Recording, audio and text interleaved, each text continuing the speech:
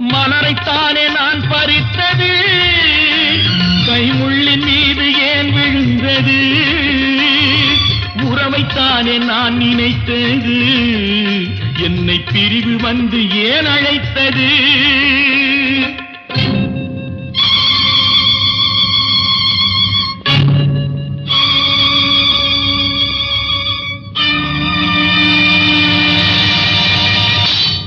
எழுதுங்கள் என் கல்லறையில் அவள் இரக்கமில்லாதவள் என்று, பாடுங்கள் என் கல்லறையில் இவன் பைத்தியக்காரன் என்று.